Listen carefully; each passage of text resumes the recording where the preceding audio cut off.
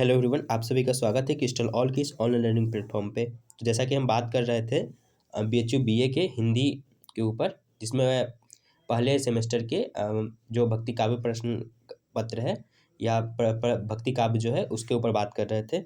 तो इसमें एक सवाल आता है कि कबीर दास की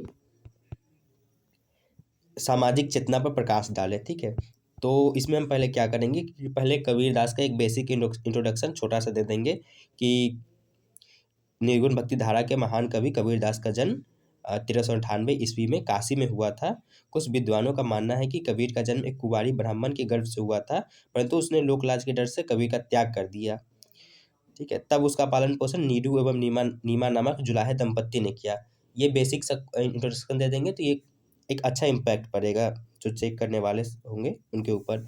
उनके बाद उनकी रचनाएं थी रामायणी, शबद और साखी। इसके बारे में हम लिखेंगे कि उनकी ये रचनाएं हैं। और उसके बाद फिर हम प्रश्न के ऊपर करेंगे कि कबीर की सामाजिक चेतना। तो कबीर की सामाजिक चेतना में उनकी क्या समाज के संबंध में क्या समझ थी, या फिर क्या वो समझते थे। ठीक है, क्या वो लिखते थे समाज के बारे में, उनके काव्य में क्या देखा जाता है उसकी बात करेंगे। तो कबीर का प्रादुर्भाव ऐसे समय में हुआ जब समाज अनेक बुराइयों से ग्रस्त था।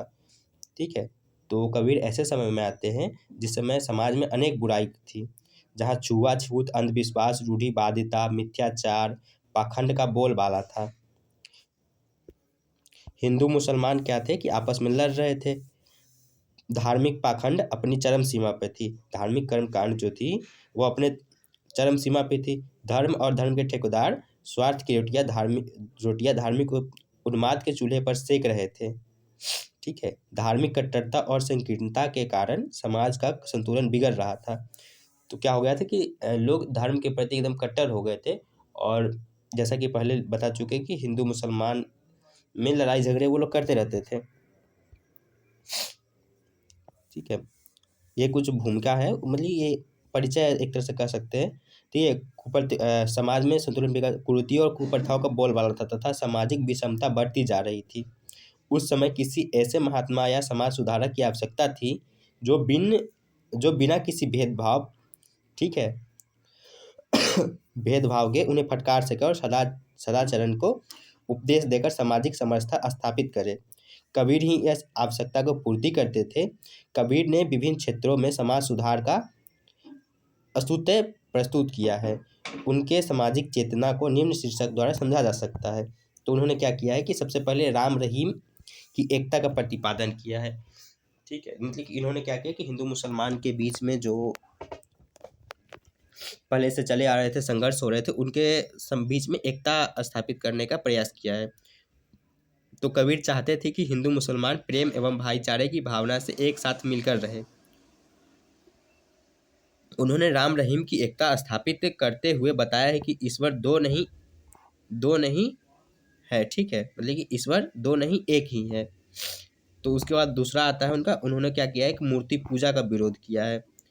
तो कबीर ने समाज में व्याप्त मूर्ति पूजा का डटकर विरोध किया है। वह सामान्य जनता को समझाते हुए कहते हैं कि मूर्ति पूजा से भगवान नहीं मिलते।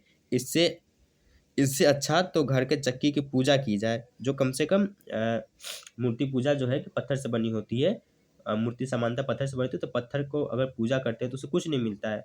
उससे अच्छा है कि हम घर में जो चक्की होती है उसकी पूजा करें, जो हमें कुछ देती है। इन्होंने लिखा है कि पाहन पूजे हरि मिले तो मैं पूजू पहाड़। अगर पत्थर को पूजने से ईश्वर मिलता है तो हम छोटे पत्थर को क्यों पूजेंगे, हम बड़े पत्थर को पूजेंगे, यानी पहाड़ को पूजेंगे। घर की चाकी कोई न पूजे, पीस खाए संसार। मतलब कि घर की चक्की जो है वो भी पत्थर से बना है, लेकिन उसकी उपयोगिता है, उसकी कोई पूजा नहीं कर रहा है। उससे सारे लोग गेहूं या फिर जो अनाज है उसको पीस के खा रहे हैं। और उन्होंने अगला क्या किया है कि जीव हिंसा का विरोध किया है। तो कबीर ने धर्म के नाम पर व्याप्त जो हिंसा का विरोध किया है, तो पहले बलि वगैरह जो होती थी उसका उन्होंने विरोध किया है। तो हिंदुओं में साख्त और मुसलमानों में कुर्बानी, हिंदू में क्या था कि साख्त या बलि, ठीक है, और मुसलमान में कुर्बानी देने वालों को निर्भरता से उन्होंने फटकारा है। उनको मतलब कि उन्होंने डांटा है और कहा है कि दिन में रोजा रखने वाले रात को गाय काटते हैं। इस कार्य से भला खुदा कैसे प्रसन्न हो सकता है। ठीक है, मतलब कि उन्होंने कहा है कि दिन में रोजा रख रहत राती हंत गाय, यह ते खून वही बंदगी कैसे खुशी खुदाए।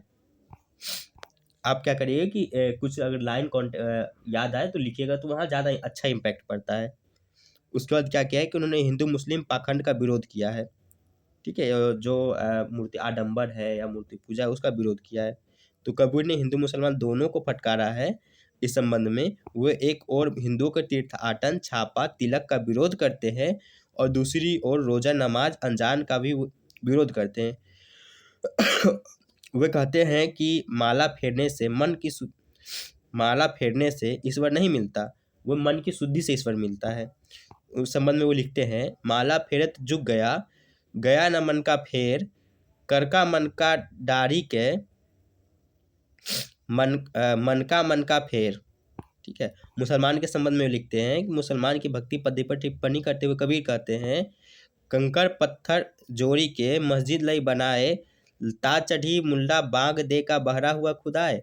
मतलब कि वो इस पर टिप्पणी करते हैं कि जो अजान होता है उसके ऊपर कहते हैं कि कंकड़ पत्थर जोड़ के आपने तो मस्जिद बना लिया है, आप उस पर ईश्वर का नाम या फिर जो खुदा है उसका नाम लेके चिल्लाएंगे तो क्या आपका ईश्वर सुन लेगा? ठीक है, माइक जो जोर से चिल्ला रहे हैं आप, उसे थोड़ी सुन लेगा, आपका खुदा बहरा थोड़ी हो गया है। और आगे वो कहते हैं कि कबीर पढ़े लिखे न थे, किंतु उनमें अनुभूति की सच्चाई, ठीक है, एवं अभिव्यक्ति का खारापन विद्यमान था। वे अनुभव जन्य सत्य पर विश्वास करते थे। वे अनुभव से जो सत्य प्राप्ति होती थी उस पर विश्वास रखते थे, न कि शास्त्रोक्त बातों पर। ठीक है, वो अनुभव में विश्वास रखते थे, न कि जो शास्त्र में बात कही हुई उसमें। शास्त्रों के ज्ञानी के वो चुनौती देते हुए कहते हैं,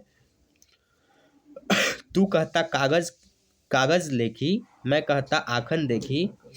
ठीक है, मैं कहता सुरझावन हारी, तू राखा उर्झोए रे। मतलब कि ये क्या कहते हैं कि ये अनुभव से जो सत्य प्राप्ति हुई है, जो अनुभव है उसको मानते हैं, न कि जो शास्त्रोक्त में जो शास्त्र में बातें की गई है या फिर उसमें लिखा गया उसको नहीं मानते हैं। अब लास्ट में हम निष्कर्ष के ऊपर बात करें तो निष्कर्ष में लिखेंगे कि कबीर प्रगतिशील चेतना से युक्त एक विद्रोही कवि है। ठीक है, उनका व्यक्तित्व क्रांतिकारी था। धर्म एवं समाज के क्षेत्र में व्याप्त पाखंड, कुरीतियों, रूढ़ियों, अंधविश्वास की उन्होंने मुखर आलोचना की है और ऊंच नीच, छुआछूत जैसे सामाजिक दोषों को दूर करने का उन्होंने भरपूर प्रयास किया है। ये 10 नंबर में सवाल आता है, तो आप यहाँ इतना लिख दीजिएगा तो हो जाएगा। आप क्या करिएगा कि लाइन याद रखिएगा, अगर लाइन अच्छा से लिखिएगा तो हो जाएगा सही से। बाकी और वीडियो आएंगे, ठीक है, आप चैनल को सब्सक्राइब कर लीजिए। रीति काव्य जो पेपर है उसके भी वीडियो आएंगे, तो चैनल को आप सब्सक्राइब कर लीजिएगा। हम इम्पोर्टेंट PYQ के ऊपर बात करेंगे, जो पिछले साल पूछे गए हैं उनके ऊपर बात करेंगे।